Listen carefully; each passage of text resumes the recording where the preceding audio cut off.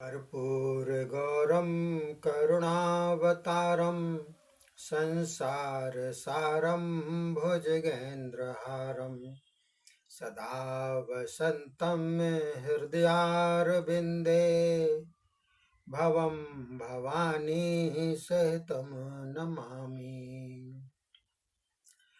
बोलिए शंकर भगवान की जय।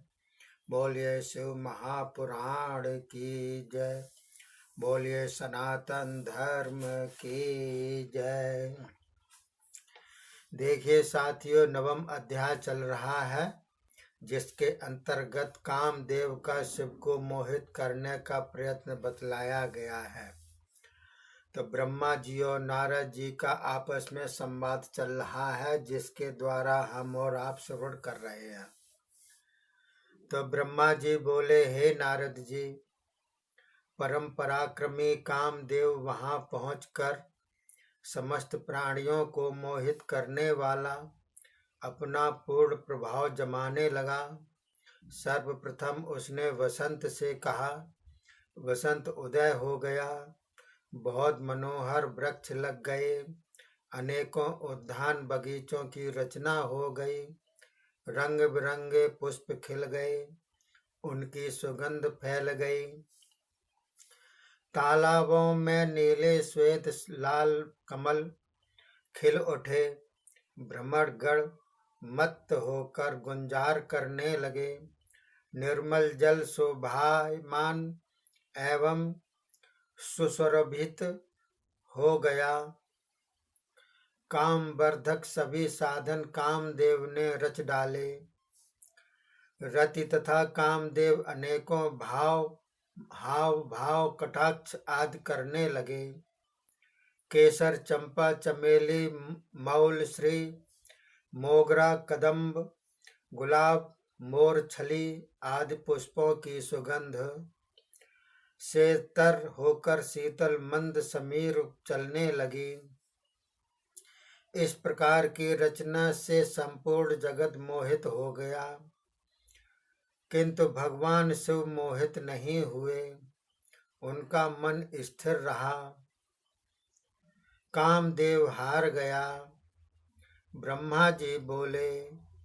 कामदेव मेरे पास आकर बोला, हे ब्रह्मा जी, मुझे तो शिव का मोहित करने की सामर्थ्य नहीं। कामदेव के इस प्रकार के वचन सुनते ही ब्रह्मा जी चिंतित होकर दीर्घ श्वास भरने लगे।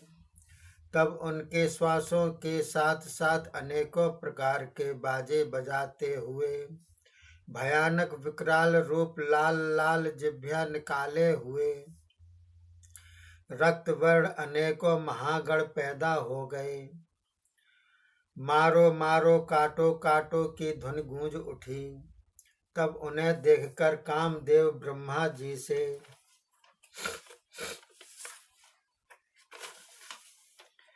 पूछने लगे, यह कौन है हे प्रभु, जिनका अत्यंत भयावना रूप है, और यह क्या करेंगे? इनका नाम क्या है? कृपा करके इन्हें भी मेरे साथ कर दें। यह भी शिव मोहन में मेरे सहायक होंगे। ब्रह्मा जी बोले, यह महागण हैं।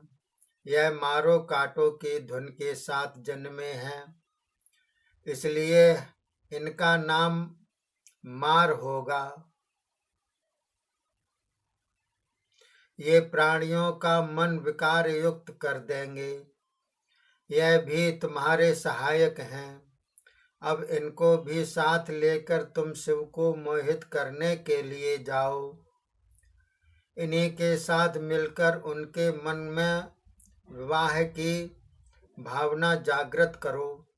कामदेव ने कहा, हे भगवान, प्रथम मैंने अनेकों प्रयत्न किए, किंतु महादेव को मोहित ना कर सका। अब भी करूंगा, परंतु उनको मोहित करना कठिन है। और मुझे बार बार यह भी मन आ रहा है कि तू शिव जी के साथ इस प्रकार के प्रयत्न कर रहा है, जो शीघ्र ही उनकी कोपाग्नि में भस्म हो जाएगा। मैं आपकी आज्ञा से जाता तो हूँ।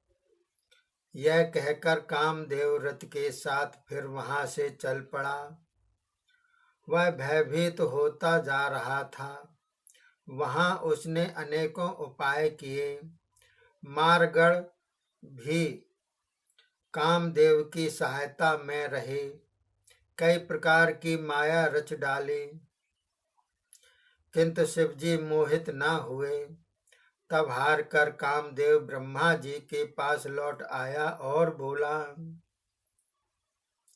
हे ब्रह्मन, हम लोगों ने बहुत ही प्रयत्न किए, अनेकों उपाय द्वारा उन्हें मोहित करने की ठानी, किंतु वे तो स्थिर भाव से विराजमान हैं, मोहित नहीं हो रहे हैं।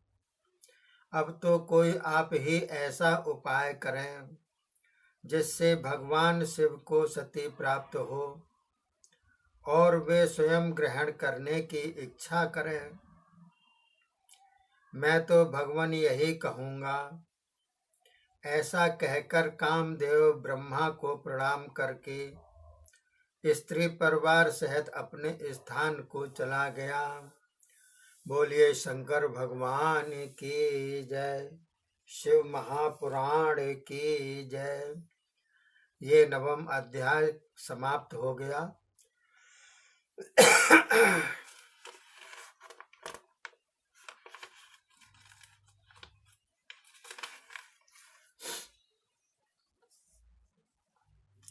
अब आपको 10वां अध्याय अगले एपिसोड में ब्रह्मा विष्णु का संवाद जिसमें दिया गया है बतलाऊंगा। तब तक के लिए धन्यवाद। जय हिंद, जय भारत।